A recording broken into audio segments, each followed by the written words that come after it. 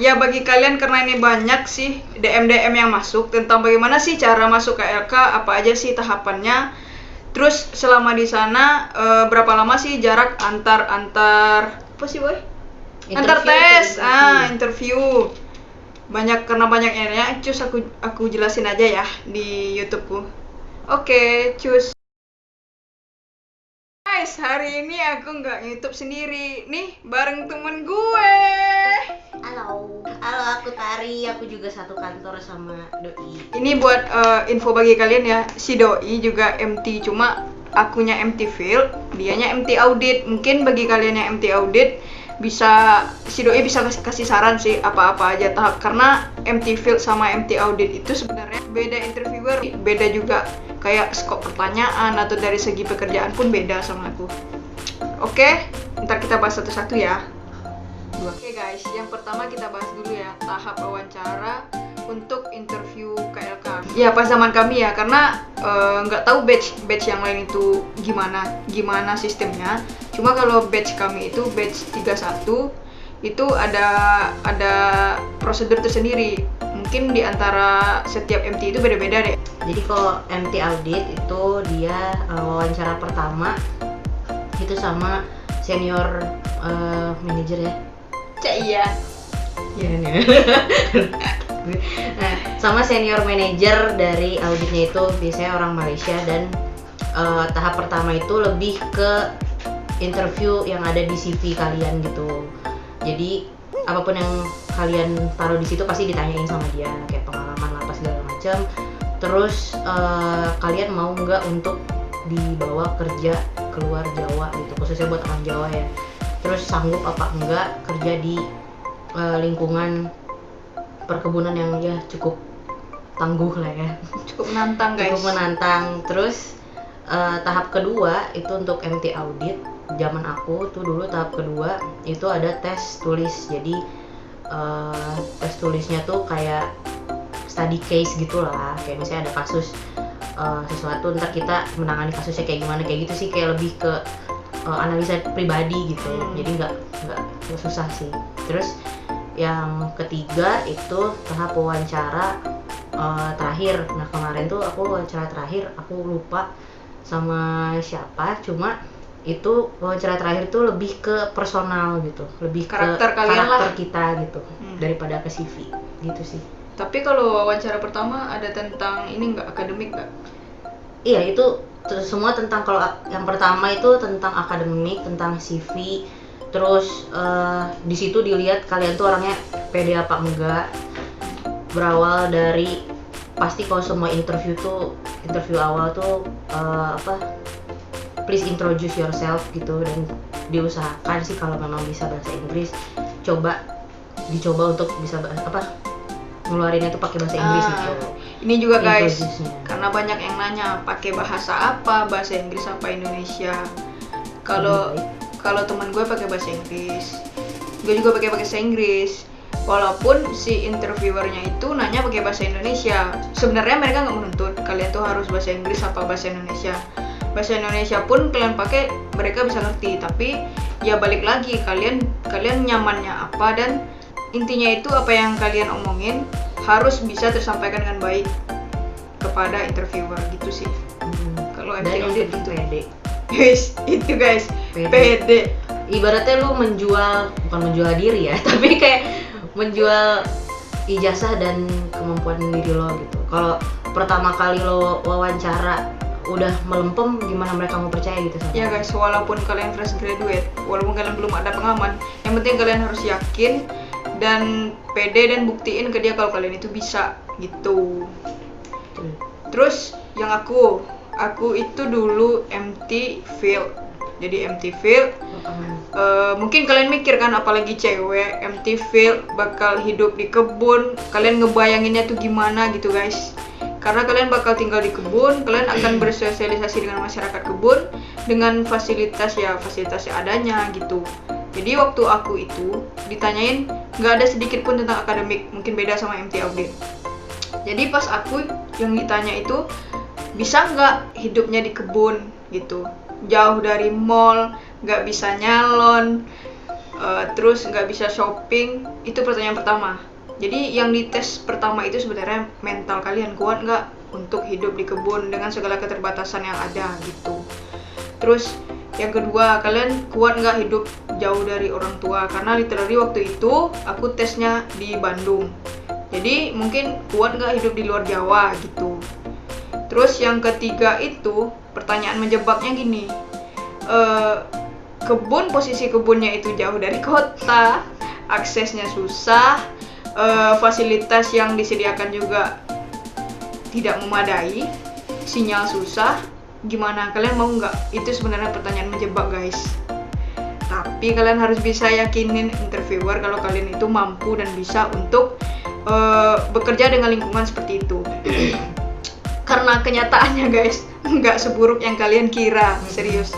Sinyal on, deket sama kota. Nggak tahu ya, kalau untuk daerah Riau, kebunnya itu deket sama kota, nggak jauh. Sinyal oke, masyarakat oke, air oke, rumah juga oke. Gitu. Kalau untuk interview ya, kebanyakan pertanyaan menjebaknya itu sih. Karena kalau menurut pribadi aku ya, kayak itu lebih mencari orang yang karakter dan attitude-nya bagus. Ya kan boy? Masa iya? Bagus dong attitude lo. Ya pokoknya KLK tuh dia lebih menekankan sama orang yang memang mau belajar. Nggak penting lu tuh pinter atau gimana, yang penting lu orangnya tanggung jawab, lu punya integritas lah. Terus apa itu integritas kak? Gue punya tahu, pokoknya itulah. Terus tahan banting, karena emang hidup di kebun tuh super lah. Lu menghadapi orang yang memang karakternya banyak gitu, berbeda-beda dan sulit untuk diatur gitu. Iya gitu guys.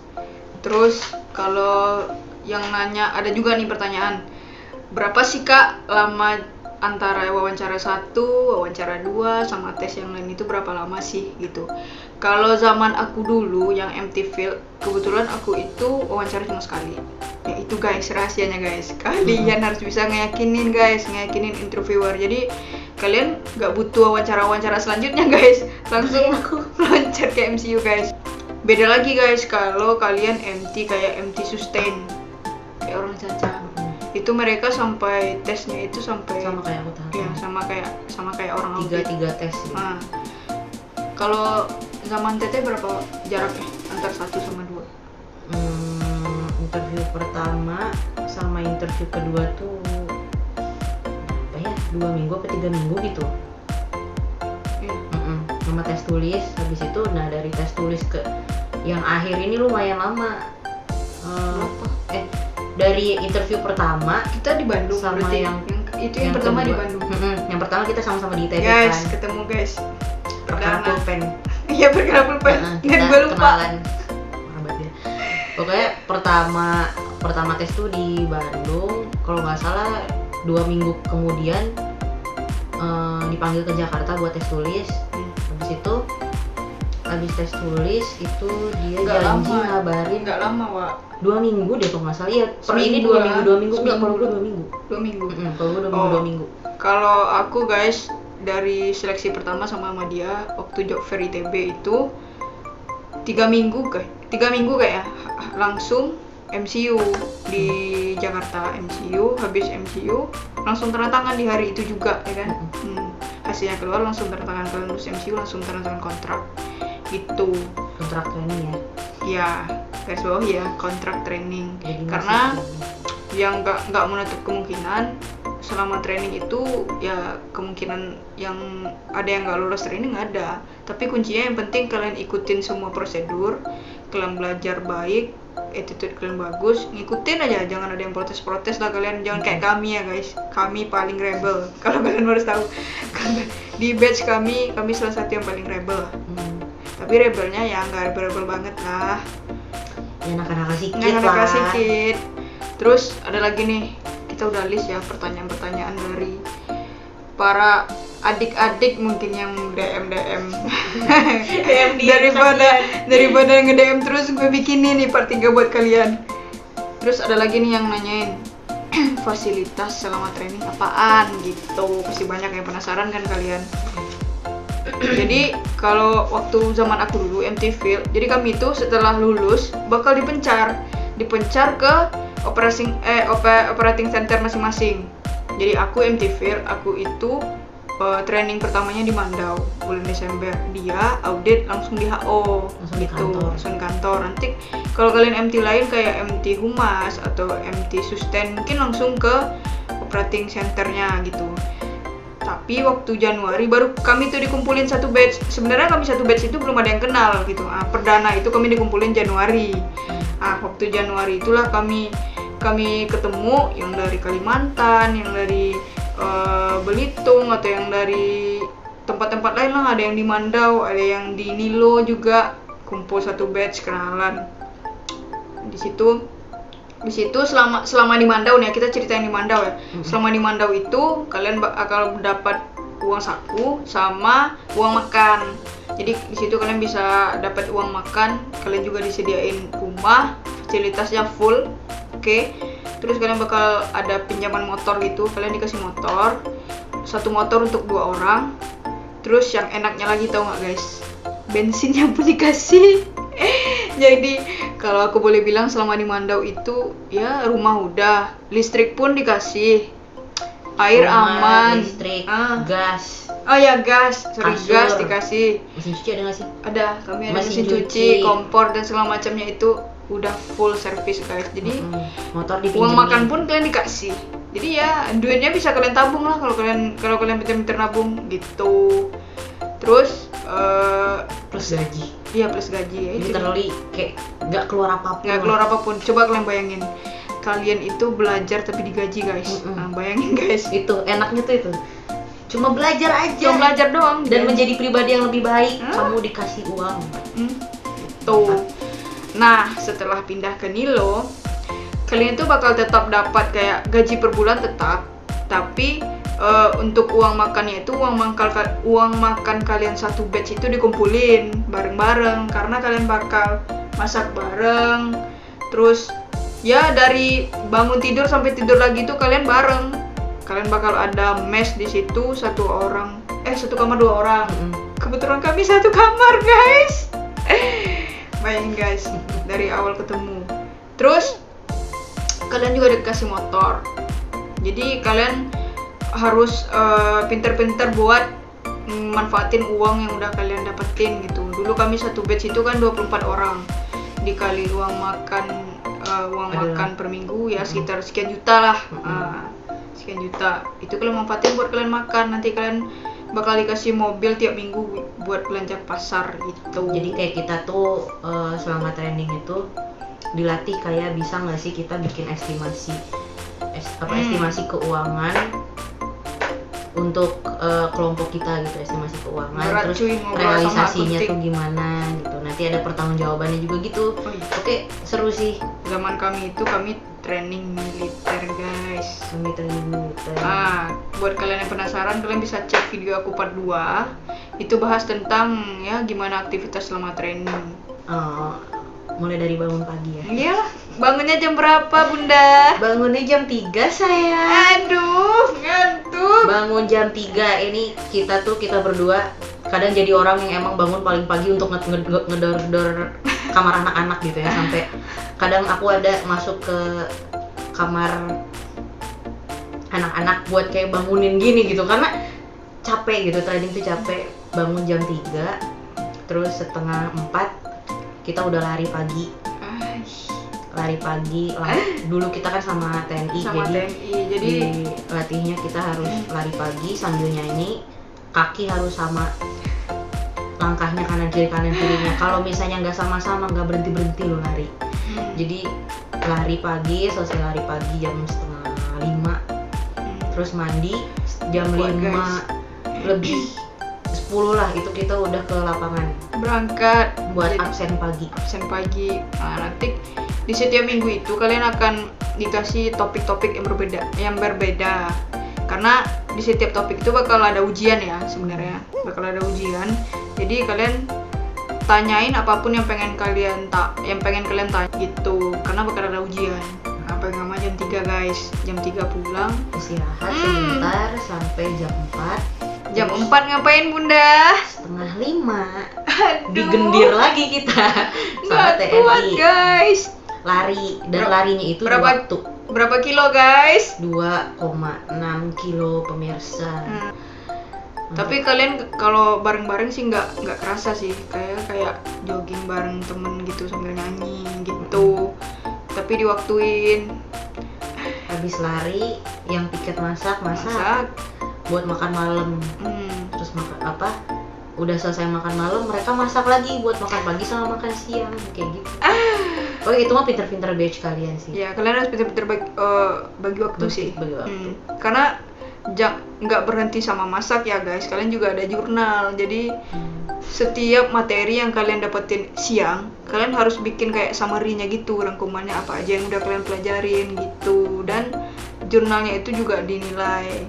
Pokoknya setiap apapun yang kalian lakukan di situ ada penilaiannya tuh guys. Gambaran pekerjaan masing-masing item kerja. Gambaran pekerjaan Untuk masing-masing. empty field bagaimana Bunda? Kalau empty field itu kalian akan belajar mulai dari, kalau waktu aku di Mandau itu kami belajar mupuk, bagaimana cara memupuk yang baik. Kan kalian belajar teori, kalian juga belajar prakteknya juga. Pokoknya kalian belajar tentang kebun dan info juga ya buat kalian. Kalau untuk cewek, kecil lah kemungkinan untuk bakal jadi asisten kebun. Pasti kalian dialihkan ke departemen yang lain lah gitu. Kalau di MT Audit? Kalau di MT Audit, bukan MT Auditnya sih, maksudnya lingkup kerja audit internalnya tuh apa aja. Kebetulan kita audit internal kan, kita berdua. Lingkup kerjanya tuh lebih ke kayak audit visit. Audit visit tuh ngapain kak? Kayak kita tuh ngecek pekerjaan orang kebun gitu, mulai dari administrasi, terus alur operasionalnya mereka kayak gimana, dan kita diawalin dari analisa di kantor dulu. Kita analisa dari data-data yang raw data lah, yang dari data keuangan mereka kita analisa dulu, baru nanti kita datang ke kebun untuk cek sesuai dengan analisa kita apakah benar atau enggak, kayak gitu gitulah. Mantap kalinya kakak nih. Gitu. Terus nih ada pertanyaan lama training. Mil belum mil. Kalau mil ya seputar pabrik lah guys. Ya. Gimana kalian? Ya orang pabrik lebih paham lah. Pabrik Kita lebih juga. paham. Kalau sustain tuh tuh lebih ke kayak lebih ke lingkungan sih.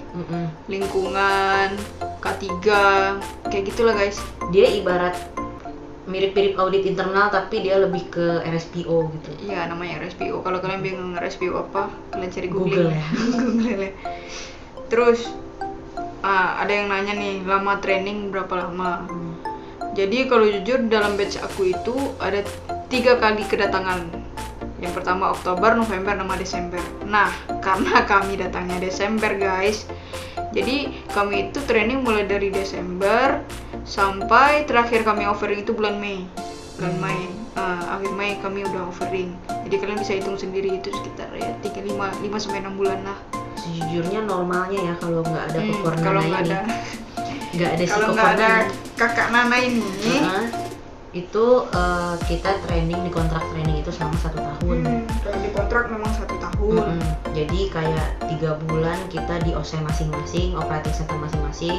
Untuk field ya di field, terus untuk yang audit ya di kantor. Oke, untuk yang di pabrik 3 bulan pertama.